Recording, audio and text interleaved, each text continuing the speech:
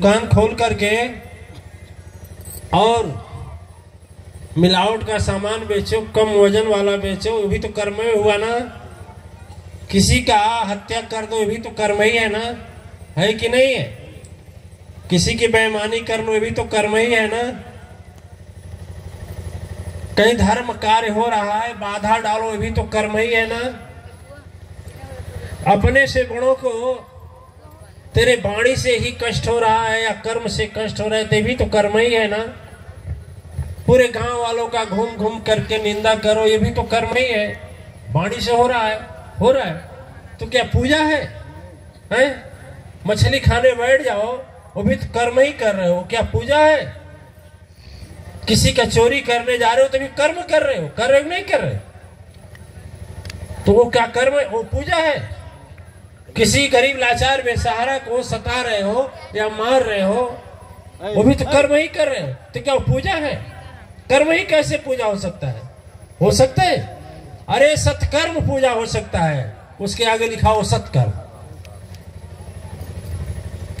तो ठीक है, उनकी अपनी सोच है, लेकिन हमारी सोच ये है कि बिना सदगुरु से कुछ भी सुधरने वाला नहीं। और देखिए, हम तो ज्यादा किसी की बातों में नहीं रहते हैं, हमें फुर्सतें नहीं है। ठीक है, आप लोगों से, उसके बाद विश्वनीयता के ध्यान में उन्हीं से बात करने से फुर्सत। कैसे चलना चाहिए वही नहीं ज्ञान हो सकता है सदगुरु के बिना। यदि मान लीजिए बहुत बड़ा मकान है और उसमें दरवाजा ना हो, फिर उसमें से आदमी निकल पाएगा? तो क्या है, सदगुरु दरवाजा है, जब भी निकलेगा दरवाजे से ही निकलेगा। तो बिना सदगुरु से जन्म क्या, हम तो समझते हैं कुछ भी नहीं सुधरेगा।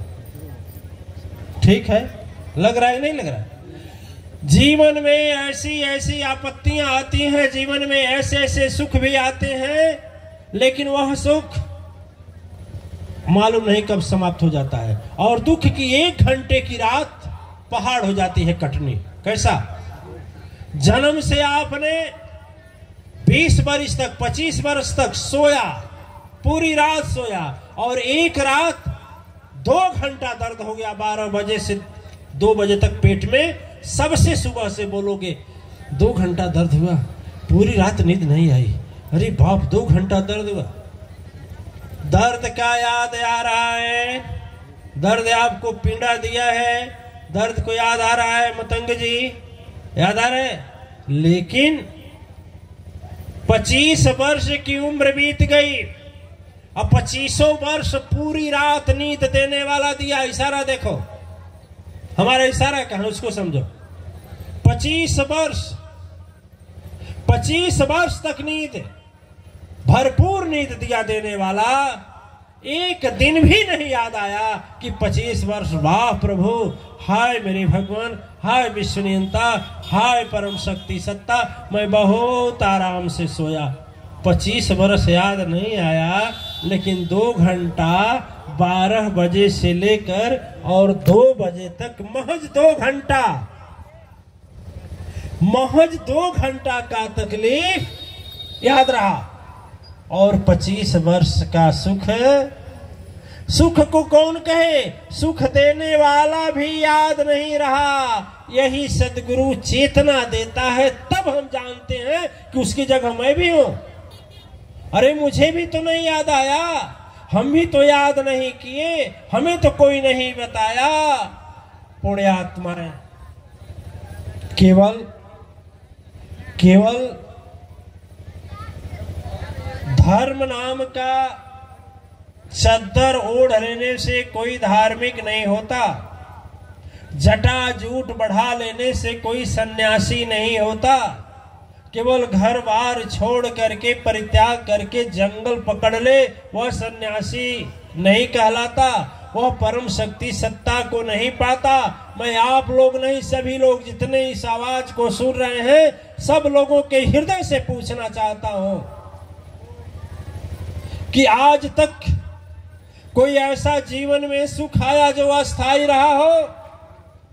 अस्थाई रहा हो किसी के पास, या आपके देखने में जो बहुत धनवान है, आपके देखने में सुखी है, लेकिन सच्चाई मैं पूछता हूं, आप उससे जाकर हृदय से पूछिए, 4 दिन उसके साथ रहकर देखिए, फिर सच्चाई पता लग जाएगी कि सुख कहां बसता है। ठीक है। एक आदमी हमसे बोला कि गुरुजी आपका अजूल फजूल कुछ समझ में नहीं आता, अरे कुछ इतना करते आप एमपी हो जाते, एमपी माने सांसद, मेंबर ऑफ पार्लियामेंट हो जाते, कितना सुखी रहते।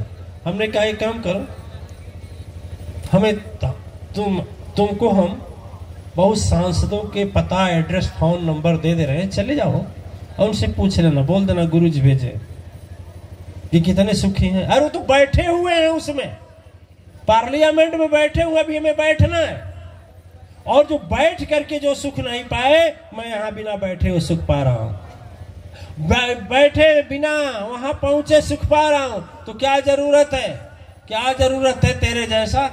बोलो ना, तुम क्या किया? मां के गर्भ से जन्म लिया, चौराहे पर बड़ा हुआ, बहुत अच्छा हुआ तो स्कूल में गया, नौकरी पा गया, शादी हो गई, बच्चे हो गए, कहीं नौकरी पा गया, और नौकरी पाकर रिटायरमेंट भी हो गया। लेकिन यदि मतंग जैसा नहीं बना ना, तो मैं लाओ लिख दे, तुम्हें सुख नहीं है, नहीं है। खोजते खोजते धन पा गया, जीवन संसार सब कुछ पा गया, करते गया, कम होते गया, करते गया, 1 दुकान, 2 दुकान, 3 मकान, 4 दुकान, 6 मकान, 7 मकान, 8 मकान, 1 लाख, 10 लाख, 20 लाख, 50 लाख, 100 लाख, करते करते लास्ट में पहुंच गया मसान। न तो 1 रुपया था तभी सुखी था, न 1 लाख रुपया था तभी सुखी था। मैं तुमसे पूछना चाहता हूं यार, रोने का कर्म करोगे और खुशी तेरे जीवन में आएगा। जो कर्म करोगे वही पाओगे। और सोचो कि हम कर्म करें रोने का और मिले मुझे खुशी, कर्म करें हार का मिले मुझे जीत, कर्म करें पाप का मुझे मिले पुण्य। हो सकता है? कदापि नहीं हो सकता, कदापि नहीं हो सकता, कभी नहीं हो सकता। और बाबा जी लोग जो कहते हैं ना, वो बाबा जी में नहीं हो कि भैया इतना पैसा दे दो, मैं पूजा कर दूंगा, तेरा संकट कट जाएगा, संकट कटेगा। बड़े बड़े पैसा रख के लोग आज दुख की घड़ी में छटपटा रहे हैं, तड़फड़ा रहे हैं, और वह उनका पैसा वहीं पड़ा है, पैसा भी काम नहीं आने वाला, और अंत समय उसको भी छोड़ जाते हैं, इस शरीर को भी छोड़ जाते हैं। रोते जन्मते हैं और रोते मर जाते हैं, पूरा जीवन दुख में बिताते हैं, पूरा जीवन। चाहे तेरे पास 5 मंजिला बिल्डिंग हो, चाहे रहने के लिए झोपड़ी हो, कोई फर्क नहीं। फर्क तो ये है कि तेरे जीवन में सदगुरु का कभी प्रकाश आया, तेरे जीवन में कभी सदगुरु की आभाएं मिली। बाबा जिसके पास बच्चा लड़का नहीं है ना, बोलता है हाँ मुझे संतान मिल जाता ना, संतान मिल जाता ना।